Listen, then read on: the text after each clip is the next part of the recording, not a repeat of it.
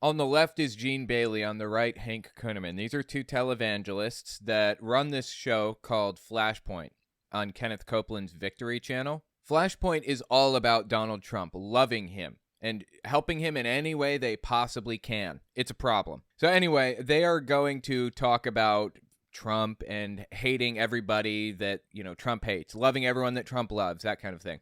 Let's give this a listen, see what they have to say for themselves. While we do, we're going to play some Pokemon Let's Go Pikachu. It'll just be in the background. Shouldn't bother you too much if you've never seen it. All right, let's listen. Okay. All right. Well, let me show you what this happened. Now, Alex Soros is a 38-year-old son of George. I know you know who George is. Yeah, these people hate George Soros. They believe that he's like this big evil monster that controls the deep state and everything. It's nuts. This is no funny thing. This is what he put out there today. Is this a threat? Last year, the crime and inflation crisis largely evaporated. So did the leading theories about what had caused them. There's a shot of a bullet hole and $47 in cash. He's right. That's a bullet hole and $47 in cash. Is he saying that, well, they believe that Trump is 47, even though he's not. He was 45. He's the 45th president, not the 47th president. But they automatically believe that Trump is going to be the 47th. So that's like a threat to Trump, apparently. It's an Atlantic article. He didn't even post the pictures. What does the Atlantic article have to say? How is it linked to a bullet hole and $47? Oh my God, Michael Flynn commented on it. WTH is the message you're sending by posting a bullet hole next to $47. Alex Soros didn't post that. The Atlantic did. Let me just see what the article says here. This article was posted January 19th, 2024. Written by Roger Karma. America entered 2023 with two big problems and two leading theories about what was causing them. Over the preceding 3 years, the murder rate had reached levels not seen since the mid-90s, which is widely attributed to reductions in policing following the protests over the murder of George Floyd. The inflation rate was even worse. Oh, I see. Okay. So it's talking about... Okay, I understand. Yeah, hang on. Right, so it's talking about crime, the crime crisis, hence the bullet hole, and it's talking about inflation. A money crisis, hence the dollars. Why did they post $47? I think that was coincidence. They probably just grabbed stock footage of $47. Trump is not necessarily going to be the 47th president. If they really want to send this message surreptitiously, they should have made it $45.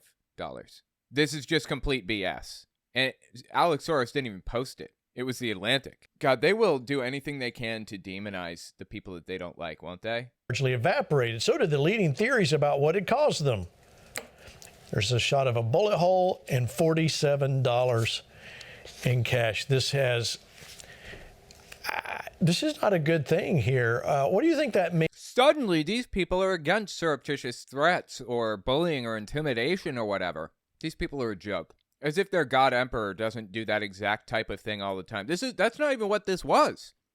This seems to have just been like an article posted from the Atlantic about crime and inflation. These people are reading into it. Why? Why are they reading into it? Is it because they do that kind of thing all the time? When I say they, I mean Gene Bailey, Donald Trump, those types of people. Means Mark Burns. I'll give you first shot at that. Well, first of all, I think that's very dangerous dog whistle messaging that Alex Oh, suddenly he's opposed to it. Suddenly he thinks that this type of dog whistle is bad. Soros was sending. I mean, we already know that the Soros family, based off of the actions that they've been doing, are evil people, right? They're not. You know what George Soros does? You know why he's demonized so heavily? George Soros is a Holocaust survivor. He made it through. He was 14 years old, and he was taken in by a member of the Nazi Party and hidden, protected. To my knowledge, you're going to want to fact check everything that I say here just in case, because I'm not 100% sure on any of this, but I believe Soros was taken around to do runs with his adopted parents that were protecting him. The guy's job was to go to warehouses and count the goods that the Nazis had stolen from Jews that they had killed, basically, or that they had taken out of homes or whatever. So George Soros went with them sometimes to help him or whatever. And at one time, Soros, at 14 years old, was present when a murder took place in the Holocaust. So they used that as the basis to destroy his reputation, claim that he's like this big evil puppet master who's responsible for the Holocaust and all kinds of crazy stuff. The reason they don't like him in the first place is because back in the 90s and early 2000s, he used to donate to various political campaigns. Now, since I think the early 2000s, he says, Republicans gone completely off the rails. I am donating to Democratic campaigns only. So he creates like Democratic super PACs and stuff that he donates to. And he's kind of like the only big billionaire that donates to the Democrats, or nearly the only one. But since he does that, they demonize him. They think he's this big evil guy because he doesn't fall in line behind the right-wing nutcases. And they've turned him into like who they believe to be Satan practically. He got his start in questionable ways at best, unethical. He was working in a bank. I don't remember which one. He was working at a bank managing their funds, basically, where they were invested. And he made that bank a lot of money with how he used the money, where he put the money for them. Until they finally gave him, a much larger amount to manage. And he made millions for them. Anyway, after they gave him a bunch of money to manage, and he was successful with it, he took the amount that he was paid by the bank for being so successful, and he started a hedge fund, which is like a fund that is used to invest in slightly riskier things. It will either pay off big or you'll lose everything, pretty much. That's what a hedge fund is. Well, Soros started shorting currencies. He was shorting currency. So he was betting on currencies to fail, basically. He was betting that they would be worth less than they would be, or than they were last year. So he's borrowing money, giving the money to somebody else, or loaning it or whatever, selling the money and then purchasing more in the following year. And if it's worth less the following year than it was when he purchased it, then he's made a whole bunch of money. So anyway, that's how he got a lot of his money. Billions and billions and billions of dollars. Very unethical. But he's not a monster. He's not like, he's not Satan, as they seem to believe. It's absolutely nuts. Natalie, the jobs they're freaking out about are jobs that most Americans want. Most Americans are working... are not jobs that most Americans want? Most Americans are working to get into STEM jobs and other such jobs. Meant to put don't want. Right, got it, yeah. They're not stealing jobs from anybody. There is no job theft happening. There's a shortage in the labor market. Or there was until very, very recently, at the very least. That happened during the last pandemic, too. There's a labor shortage. Aside from that, our economy grows when immigrants come in. You know what happens? Yeah, sure, they take some jobs. You know what happens after they take some jobs? They create jobs too, because they're spending money in the economy. They're giving money velocity. They're building our economy up bigger. Immigration is phenomenally good for a country. It's absurd to me that these people demonize it so heavily. Anyway. This is insane. All right, listen to them talk about George Soros and how evil he is again. Also messaging that Alex Soros was sending. I mean, we already know that the Soros family, based off of the actions that they've been doing, are evil people. They're not. They're not evil people. They're just normal people who donate to Democratic campaigns. That's it. Right. And to put this dog whistle, and many are interpreting. It's not a dog whistle. It was about crime and inflation. It's stock footage about crime and inflation. And aside from that, it wasn't even from Alex Soros. it as an assassination attempt of President Donald Trump. Wait, Trump isn't number 47. These people live in an alternate universe. Again, this is a very dangerous time, and I really hope that the FBI would really take a look at this because to me, it's clear messaging. The bullet hole, and then, of course, you see $47. So we're speaking about the... Yeah, that was just a coincidence. I don't believe for a second there was any underlying messaging there. And either way, the messaging wasn't from Alex Soros. It was from The Atlantic. Next president of the United States of America. By all accounts, Joe Biden loses to a head-on match with Donald Trump. Again, as you can see, President Trump is clearing the field within the Republican nomination. So it's simply not true that Trump is going to win against Biden. And there's just no question about it. I mean, it's up in the air. He will be our nominee. And so for him to put this type of a messaging out there, knowing who they support, knowing the millions of dollars that they have donated to principles that are unbiblical, to laws that are... Wait, principles that are unbiblical? What principles? What did the Soroses do that was unbiblical, first of all? And second, they're Jewish. So, yeah, I don't even know what he's talking about right now. Against the word of God and to continuously funding these evil policies, it's clear to me that it is a message that many are interpreting as an assassination attempt. Well, they're wrong. If they're interpreting it that way, they're incorrect. Of Donald J. Trump. You know, Rick, if this were on the other side, they would be hauling people in. I mean, it's on the other side all the time, but this was not an assassination threat or whatever. These people are so full of shit, nonstop. That spelled January 6th, and it would be horrible. So obviously, there's another whole issue at work, double standard for sure. But this is horrible. Two questions. I'll get your thoughts on that first, if you agree with Mark Burns or not. But second, if you agree with Mark Burns or not, really? Literally everybody is going to agree with everybody else on this show. With this shows me the issue, the concern with Donald Trump. Obviously, he's huge in the numbers as we're moving down the caucus and primary list.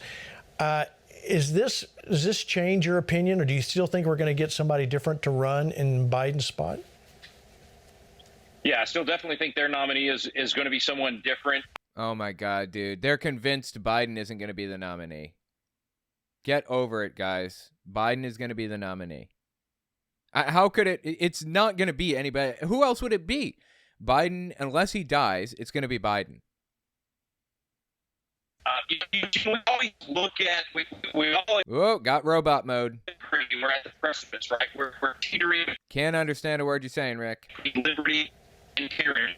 And we always take that from our perspective. How do we stop from going into tyranny? How do we protect... Is he going to step in and stop this?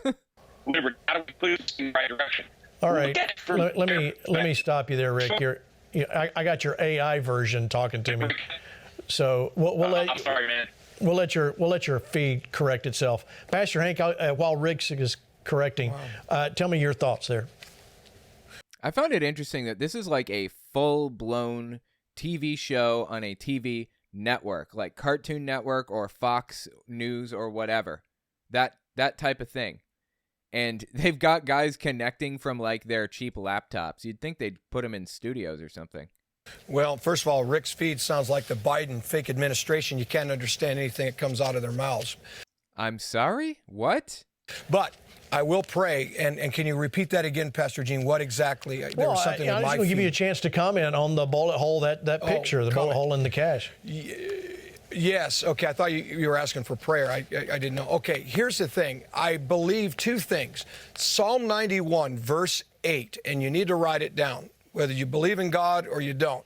Dude, this guy just busts out random Bible verses, doesn't he? Like, he didn't even plan for this, apparently. He's just saying random Bible verses.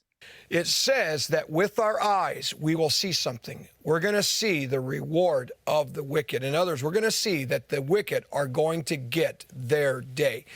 I believe it reveals their agenda, their motive that they have against President Trump, and really those who support what President Trump is trying to do, and that is bring a protection, a freedom restored to our country again. What does this have to do with the bullet hole and the money? And they don't like it. But here's the beautiful part. In Exodus 34, verse 6, God says, in no way will he clear the guilty. And these people are guilty of many, many crimes that have reached a place now that God has seen. And the court of heaven, that's God's throne, the highest authority in all existence. It doesn't matter how much money they have. Doesn't matter how much influence they have. Great, then you shouldn't complain about it when Trump loses, right? Pharaoh thought he was a big boy, but right. God took Pharaoh down and his... Oh, that's fascinating. He's he's comparing himself to the Israelites under Pharaoh's reign or whatever in Egypt, like in Exodus. Julie Green just talked about this exact thing. We were just listening to her talk about this. Interesting. I mean, they know each other. They're on this program all the time, like various people are. Like Julie Green's on this, and Hank Kunneman's on this, and Hank Kunneman goes on Julie Green's program sometimes, that kind of thing. Whole army. Come on. This is no match for God. He can continue to protect President Trump, which he will.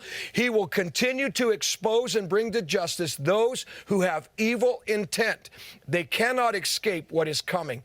There is a verdict that has been rendered from the throne of God, and it is that the guilty will be brought to a place of justice, and God's righteousness will stand in the earth. So I decree right now, Pastor Gene, over President Trump, a restraining order against any satanic force, any opposing force that would desire to steal, to kill, or destroy. It is bound by the authority of our words and in agreement with the God of heaven. And we loose now over President Trump not only the protection of the divine preservation that is promised in Psalm 121. You've preserved him from all evil. Dude, what is he doing right now? You have preserved his coming in and his going out and his in between.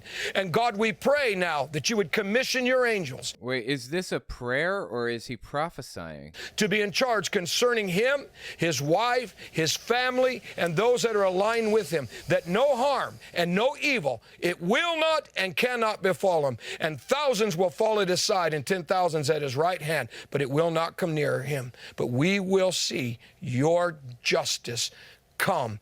And I thank you for it now. Any 5 minutes, right? For your divine hedge around him in Jesus' name.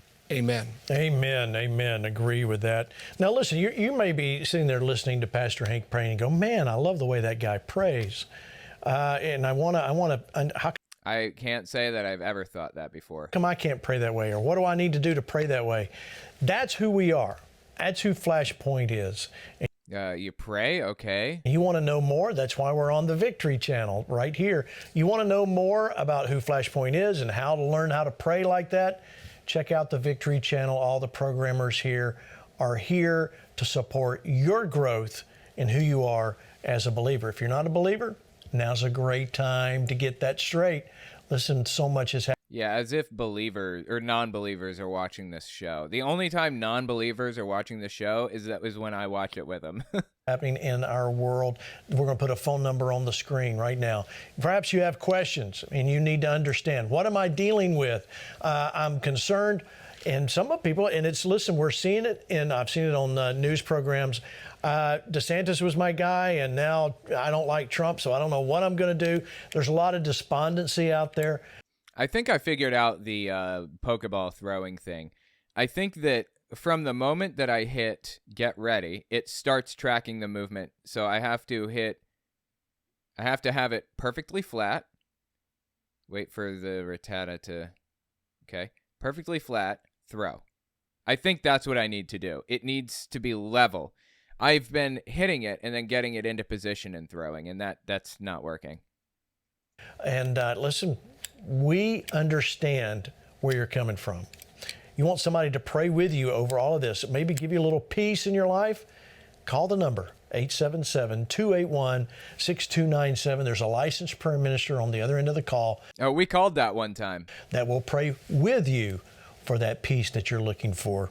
in Jesus' name. Now, Yeah, the licensed prayer minister, quote unquote. I'm not sure who licenses them. I didn't know there was a licensing program for prayer ministers, but we called him one time. And the person was singularly focused on getting my email address and putting me on their email list, basically. These people are such a joke.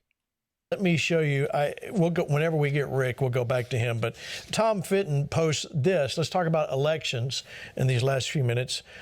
Breaking news: Professor election expert Jay Halderman hacks into a Dominion voting machine in court on Friday in Georgia, in front of the judge. Okay, I don't know if that's even true. I have, deep doubts of everything that these people are saying, first of all. But second, even if it is true, that doesn't mean the election was hacked or stolen or whatever. The voting machines, I'm not even sure which voting machines are talking about. There are vote counting machines. There are vote tally machines. I mean, there are a billion different types. What are they even talking about right now? Using a pin to change the vote total. All right, Rick, tell me what you think.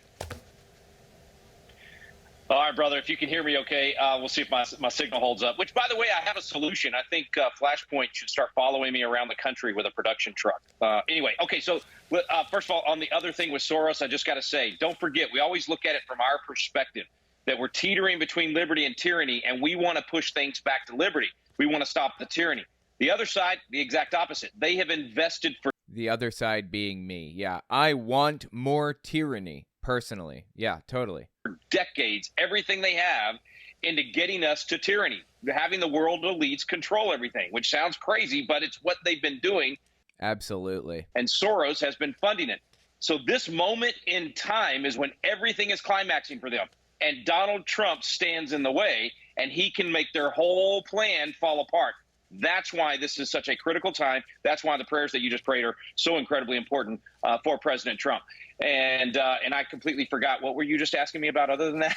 Sorry. I'm talking about, well, let me show you this next tweet. Let me show you this from Rasmussen. Yeah. Let me show you this one. Oh, my God. Rasmussen is completely untrustworthy. I don't know where they got this information. Rasmussen to me. I don't know where Rasmussen got this information or whatever, but they're completely full of shit, Rasmussen is. Yeah. Huddled around a voting machine in federal courtroom, a small crowd watched as expert witness Alex Halderman demonstrated how someone could meddle with the Georgia election within seconds. Now, full disclosure, I think Mike Lindell, we probably messed up. We should have had Mike going on. He goes, guys, I've been telling you this for months. Oh, I know Lindell will be talking about this. Give me your choice. I will give you a chance to comment on that, Rick. Go ahead. Yeah. I mean, if this is even real. Sometimes it's not real. Sometimes there's a grain of truth, but it's twisted out of proportion. I don't know which one this is. And as Mike has said, and several others, if we don't get this one right, we lose everything else. We have to fix the election system. We've been working hard on it. Mike's been working hard on it. We got a few states that have moved the right direction, but we got a long way to go, Gene. We've got to get back to paper ballots, hand counts, and oh my God, dude. That is the least accurate way we could possibly do it. It's more likely that somebody will lose an election that they were not supposed to lose in the first place if we go to hand-counted paper ballots. It is so stupid to try to do that. Oh, and it takes way, way longer. Less accurate, takes longer. Why would anybody do it?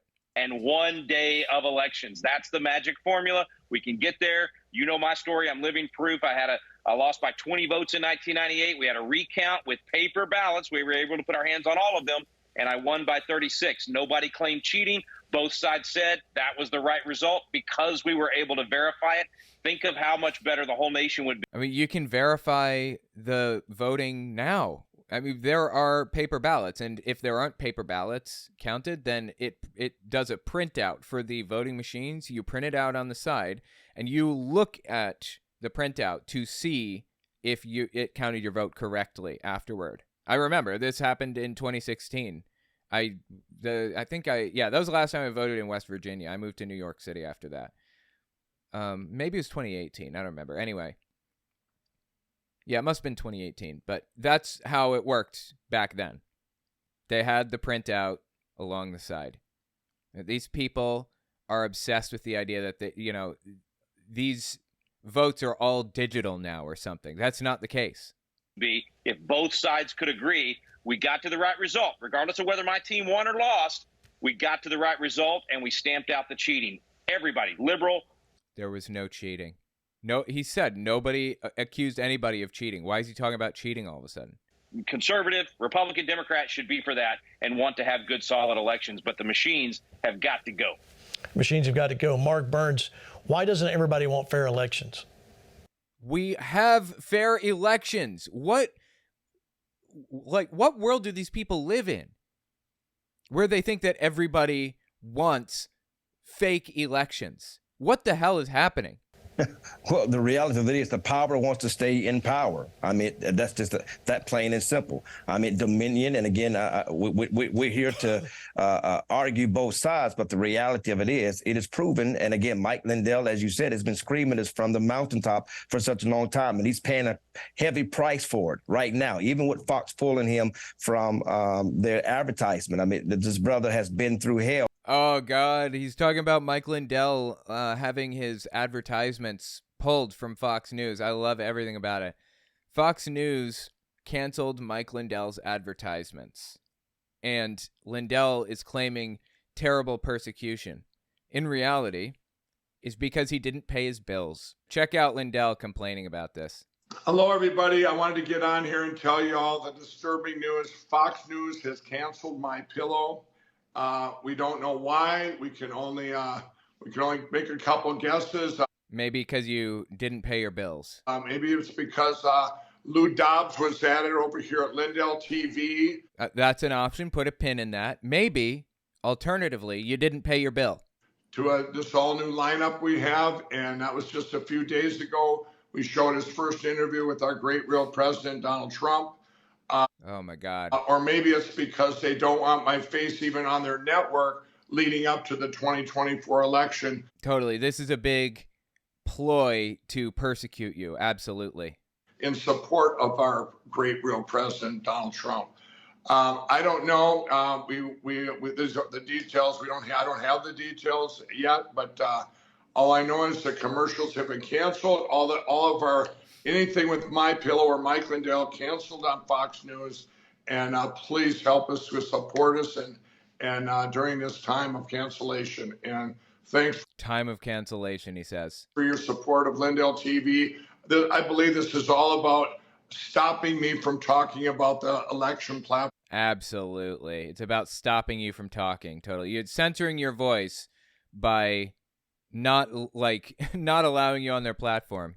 And the elections, and this to getting rid of my voice, and but it's I just wanted to let you all know. Anyway, that's Lindell. God, he's just ridiculous. And we're praying for Mike, as I know that the hand of God is upon his life too. But corruption is very much real. Again, you see what's happening in Georgia now with the Georgia special prosecutor, right? And this now affair that has been taking place with the DA, right? And now the judge just is now reopening this thing all open because this corruption amongst those special prosecutors who is investigating President Trump in the Georgia voting case, right? And so this is clear to me that if it walks like a duck, if it quacks like a duck, it must be a duck. And I think that that's what most people are seeing, and they are realizing that President Trump was right. The election was rigged. It absolutely was not. There is no evidence. In fact, there's evidence contrary to the idea that the election was rigged. There's evidence to show that it was not. You know, they sent their little voting machines and stuff over to Cyber Ninja, and Cyber Ninja, the company, did this whole breakdown, this investigation, a forensic audit, where they counted the ballots one by one. Cyber Ninja even checked to see if there were bamboo fibers on the ballots, okay? Because they believe that China, of course, having all of the bamboo that they have in China, apparently, because there's no bamboo in the United States, of course, it might have bamboo fibers on it if they came from China. Like, my God, it's insane. But they counted it. You know what? Cyber Ninja went through the whole thing. They counted all of their little, all the ballots. They even checked for, I don't know what else it was. They checked for all kinds of different things to see if there was anything false. And guess what they found when coming back from that audit? They found that Biden won by more ballots than they initially thought. Huh? Isn't that funny? These people are a joke. And now we're seeing more and more evidence across the nation. But now, again, in Georgia, it's coming out to be true. The rich. No, it's not. It's false. Just want to stay rich. The power want to stay in control. They don't want to pass it to the people. This is populist language. Everybody can agree with this. Yes. But these people are trying to integrate the rich and powerful into the people. They're trying to make the Republican rich and powerful seem like they are with the people. Those electors, those congressmen, those senators that are in bed with the corporations and the special interest group, they're not representing the people, the will of the people. But we are the people. We are the people, right? And the Constitution was designed to protect our rights, not the corporate entities. And more and more people are waking up. This is why they hate Donald Trump so much. This is the number one reason why they hate Donald Trump. Yeah, because he is totally not corrupt in any way and doesn't own a corporation even. Trump has never owned a corporation in his life, right? Donald Trump even said it back in 2016. He said, listen, and Hillary Clinton tried to hit him on it by saying, you didn't pay federal taxes. He said, well, of course I didn't. I didn't pay it, and that didn't make me stupid. That made me smart. But if you want to change if you want me to... It made him a scumbag is actually what it made him. Donald Trump took advantage of the system flagrantly, and instead of fixing the system when he got in office, he made it worse. How can anybody still support this guy? To pay taxes, right, for the 50 rich, then change the tax code. But you won't do it. Why didn't Trump do it when he got into office? Because you're benefiting from it for yourself, and all your buddies are benefited for yourselves. But Donald Trump is saying, listen, I know what the insides are. I know what the other side is. I want to put the power back in the hands of the people, and I want to I don't remember Trump saying that or anything even approximating that. Take it out of the hands of the corporate entities and put it back into the everyday person who goes to work, who goes to church, who has regular 9 to 5, and they want to put more money back into their hands. The corporations want to stay. Okay, they're obviously rushing you off. They switched over to a split view, and he's talking in the middle of you, right? It's time to end the sentence there, Mark. And they want to put more money back into their hands.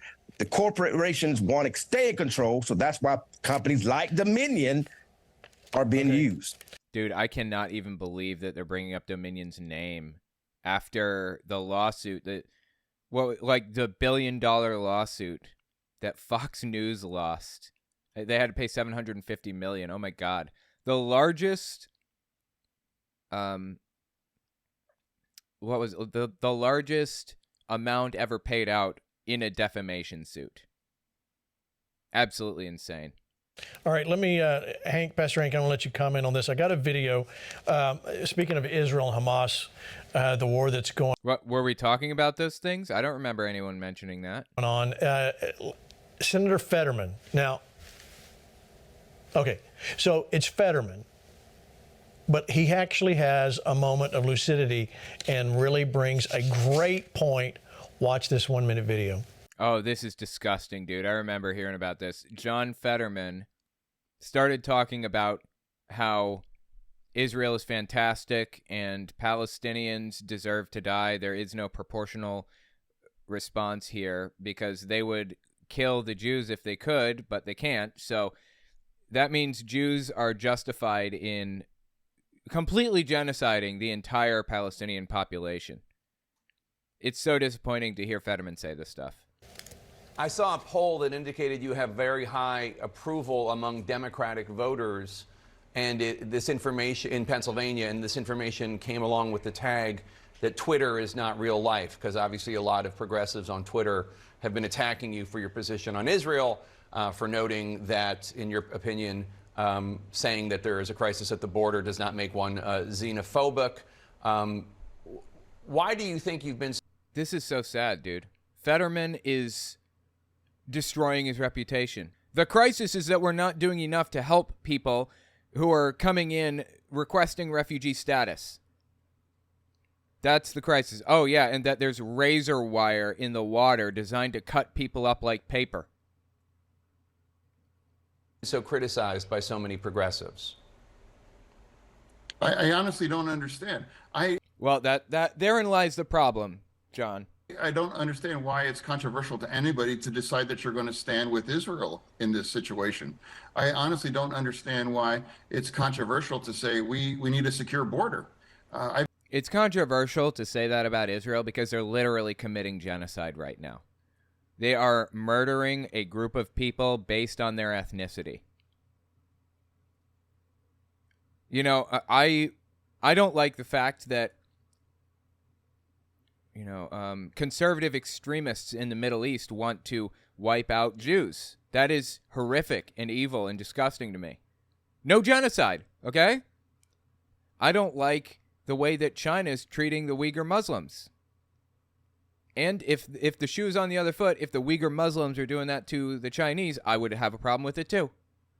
I'm not down the line supporting some group of people without question and saying there is no such thing as proportional force in this situation because they would kill others if they could.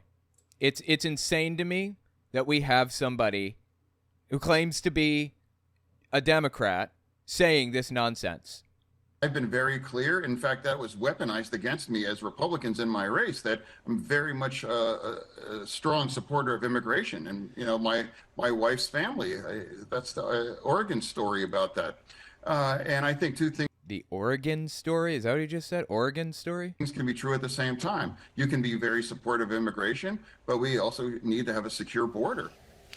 Okay, Pastor Hank, I think I absolutely agree with Fetterman in that, but I don't think he understands what he's really dealing with Israel and the Palestinians and the Hamas. I just don't think he really understands it. Do you? Really? I mean, Fetterman said all kinds of psychotic stuff about Israel and how much he loves them and all that stuff. I talked about the clip recently. South Africa, if you're unaware, brought a court case against Israel in the International Court of Justice, IOC, claiming that they're committing genocide, and Fetterman responded to it. Who are they really fighting? It's a group of cowards. They hide in tunnels. They hide behind civilians. Sure, I suppose Hamas does that. Yeah, Hamas bad. Agreed. Israel's also hiding behind civilians, FYI. They're also using human shields, FYI, in case you were unaware. Attack, kill, and mutilate children, women. Yes, absolutely. Hamas bad. And they do that? Stop talking about proportion on that. I'm talking about proportion because they're murdering civilians, innocent people. There is a proportional response here to be had. Why isn't Israel over there in Qatar attacking the leadership where they live? Why is Israel killing innocent civilians, destroying hospitals and universities? This is wrong. What an absolutely psychotic thing to say. They shot their best shot on October 7th, and they would have taken more lives if they couldn't do that, but they couldn't do it. And now let's also talk about that. Now we're talking about genocide. And now South Africa is bringing that kind of a trial. Maybe South Africa maybe ought to sit this one out when they're talking about criticizing. Well, so South Africa should sit this one out when talking about genocide because they were really bad on race issues? I mean, I don't think South Africa committed a genocide. If they did, I condemn it. See how easy that is? That's bad. Genocide bad. See how simple? But even if they didn't commit it, I understand he's talking about their apartheid situation, right?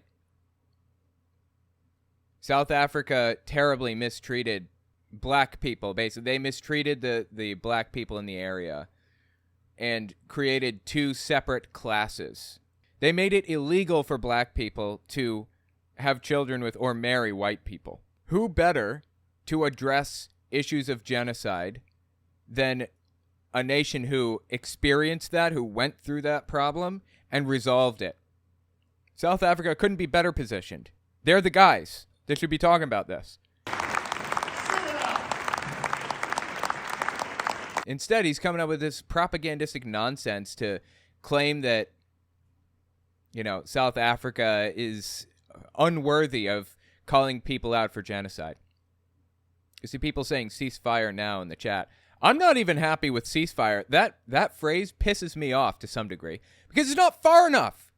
There is no ceasefire. Rebuild the buildings that you tore down. Don't just stop shooting. Fix shit. That's what I want to see, ideally. It's never going to happen. You know, in an ideal world, I want to see the Israeli government and the Palestinian governments completely dissolved and the entire area unified into one state. Districts can vote on their own representatives and all that other stuff. Turn it into a democracy. They each have roughly equivalent numbers of people, give or take. I think Israel has 7 million, Palestinians have 6 million, something to that effect. There are ways to do this that involve a one-state solution. A one-state, a secular institution. But instead of trying for that, people are just calling for a ceasefire and hoping that Israel just stops. It's not going to happen. It's not going to fix the situation. Part of a ceasefire deal can be rebuilding. The point of ceasefire now is stop the killing aspect. Yeah, you're right. I mean, I'm being a little facetious when I say it pisses me off because I do want a ceasefire, of course. I just don't feel that ceasefire goes far enough at all. I guess the least we can ask for is ceasefire, right? So at least we can meet on those grounds, right? That's John Fetterman's position on Israel. It's grotesque. He is justifying genocide right now, is what he's doing. Well, again, I mean, it doesn't even sound like Fetterman. You know, it makes me wonder, wow. Oh, my God. Is he going to make the claim that, like, Fetterman was replaced with a clone or something? What's going on here? I mean, that's a complete shock because so much of what his party, you know, stands for. But I do think we have to go back, and this is where what Fetterman spoke about, I think, is the point. What happened to Israel is, whether you like it or not, whether you agree or not, was a terrorist act that absolutely inflicted such terror upon the innocent and Oh, absolutely. Hamas bad. I totally agree. Created this situation that really Israel had no choice. But to commit genocide? They had no choice but to commit genocide is what you're telling me? They had no choice but to destroy hospitals and universities, kill children, people writing their names on their limbs so that if a bomb blows up and they lose their leg, they'll be able to identify their dead child in rubble. They had no choice but to make that happen, is what you're telling me? This is just wrong. Has no choice to set a certain standard and a certain order. And where Fetterman is right, it's the same thing with our open borders. You don't know who's coming across our borders. You don't. Right. It's an enemy nation, totally, that's sending people over the borders, absolutely. Well, we would know who was coming over the border if you allowed them the humanitarian corridor that is required by international law to allow refugees to reach a refugee center to apply for refugee status. We would know then. Instead, they're putting razor wire in there to cut them up like paper in the Rio Grande River. Disgusting. Know what their intent is, but I do know this. There is a praying army of people that are getting before the face of God, and the Holy Spirit is the greatest entity in this earth, greater than any army, greater than any weapon. Great, then you shouldn't have to worry about any of this, right? Just let God do his thing. And the Holy Spirit is going to continue to restrain the hand of terrorists and the hand of those who have an intent to harm this country and even Israel. And I believe, Pastor Dean, you're going to now see not only tensions arise over the next few months, that people are going to think that things are going a different direction or maybe a very fearful direction. But really what it is hell is responding to God, who's putting his finger on things and bringing things to light, bringing justice and bringing a restraint so that this country in the coming months will have a celebration that it deserves, that will break the harshness. Is he saying the country of Israel or the United States? I can't tell. That has been on it for the last few years. I so agree. And, we are seeing, I think like Fetterman, you're seeing some people that you probably didn't expect to have something that makes sense, and they're coming back over. Rick, you had a comment? Yeah, I think Fetterman articulated our position when he said two things. He absolutely did. He did. He articulated the right-wing nutcase position. Things can be true. You can be pro-immigration. We are pro-legal immigration. We want it to be 1,000 times easier to come legally. I'm sorry. This is news to me, really. There is no good legal path to immigration in the United States. I have never heard them ever say that, they want it to be easier. I know that it's already like a 7-year process before you can even vote. And then at the same time, be pro-secure the border, make it Oh, and I also know that these people, specifically the people in the legislators and the governor in Texas, specifically, that includes Rick, since he was a legislator in Texas, they are defying the Supreme Court right now, ignoring it, and keeping razor wire in the water to kill people anyway. And they're also, what was the other thing I was trying to, hang on, I'm trying to remember what the other thing was I wanted to say about this. And they're also not allowing asylum seekers to apply for refugee status.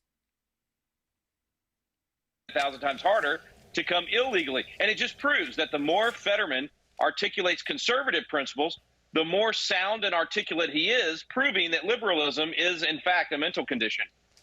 Wow, liberalism is a mental condition. I'm just kidding on that part, but, Yeah. Really? You're kidding?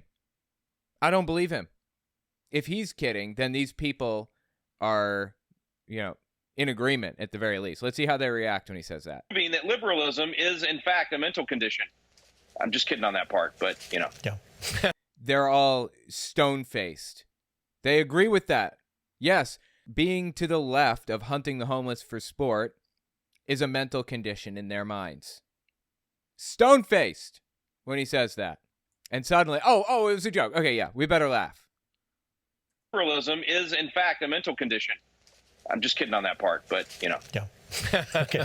All right, let me get to this real quick. Look at this. Hertz rental car selling 20,000 electric vehicles to buy gasoline cars instead. And of course, Ford, the EV backlash builds, companies cut output amid flagging demand. Could it be the product? As we know, the bitter temperatures these past couple of weeks have proven some of the issues that we've seen with this.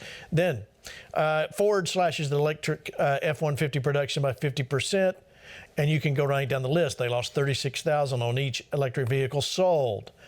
Okay, I don't know if any of this is true. I'm super suspect, but assuming it is true,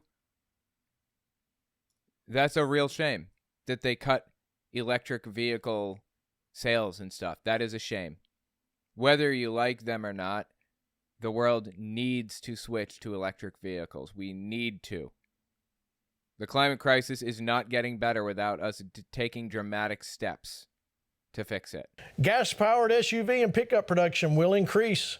GM halts Chevy Blazer SUV sales after the complaints pile up. EVs have 79% more problems than gas-powered cars. People I don't even know if this is true. Be very suspect. Want safe, reliable. Of course, Hertz cutting freezing weather is a nightmare for Chicago EV owners. In case you didn't know that, watch this news report. EV drivers won't be able to drive as... Oh, check it out. It's on Fox News, of course. It's not a news report. Don't trust Fox News, ever. They're completely full of it. You didn't know that? Watch this news report. EV drivers won't be able to drive as far as well if the temperature is 20 or below, which is the case here in Chicago. There are different estimates on how bad this can affect things.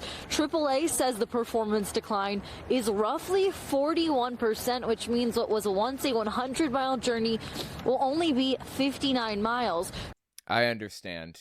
So cold weather affects electric vehicles, I guess. Okay. Drivers here in Oak Brook at this Tesla supercharging station say they're frustrated. I had to charge like multiple times every day the last couple days. I had to wait for 45 minutes for a charger, and then I pull in, it doesn't work, and then I pull out, and then someone else takes the next charger, and then I had to wait again. So it's okay. That sounds like you're just being foolish and not hitting the chargers correctly or whatever. I mean, this sounds like your fault ultimately, but okay. Fox News is over here interviewing people about electric vehicles. My God. It's been a little frustrating. I was at 50% when I got here.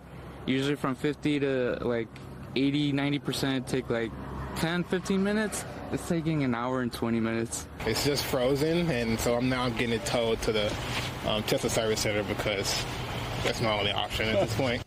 Yeah, I'm sorry. I just don't believe a word out of these people's mouths. If it's coming from Fox News, it's not trustworthy at all. All right, there you go. All right, Pastor Mark, I understand you got to go. We'll cut you loose. Thank you for being on with us tonight.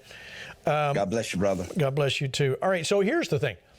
There's two things I want you to get from that news. Okay, tell me the thing, Gene. Report. Number one, why do they call EV problems? They lead it with the word Tesla. I think that's very sneaky. Because Tesla is famous for being an electric vehicle manufacturer? What? That's sneaky? Are you kidding? Sneaky. All EVs are having issues with batteries. Now, I know there are those people that they didn't read the directions and they're not taking care of their cars. I mean, it was a Fox News report. And I also think the Tesla is a pretty cool car. However, it's not all Elon Musk's problem. We have not researched this. So many of us have bought into this lie. And what lie is that? Understanding what they're doing. What do they do when the batteries die? Where do they go? How are they going to discard that? We're going to talk about this more because it's a bigger question than any of that. All right. Electric vehicles are commercially viable, obviously. Tesla is, I think, maybe the biggest electric vehicle producer right now in the United States. I'm not sure if that's accurate or not, but they're big at the very least. They're popular. Didn't they outsell Ford recently or something like that? I don't remember. Electric vehicles are popular and commercially viable is the point. These people live in this deluded reality where electric vehicles are absolutely terrible. Why are people buying them if they're so terrible? Why are they so incredibly popular? Rick, you had a question? Well, and I apologize, my power's out, and I look like a ghost story coming to your horror movie. Yeah, not that I don't always look like a horror movie. Anyway, okay, listen, this is a perfect example of why the Constitution... I don't like insulting people. I'm probably going to cut that out, but it's just really, really dumb. ...does not allow the federal government to fund things like this because they're always going to waste money. The Constitution specifically says... Wait, the federal government is not allowed to fund electric vehicles and charging stations and stuff?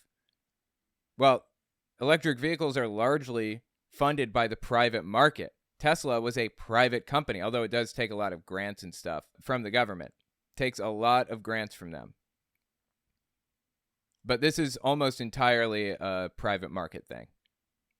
And you know what? Actually, interestingly enough, you know what the Constitution says? He's about to tell us his interpretation.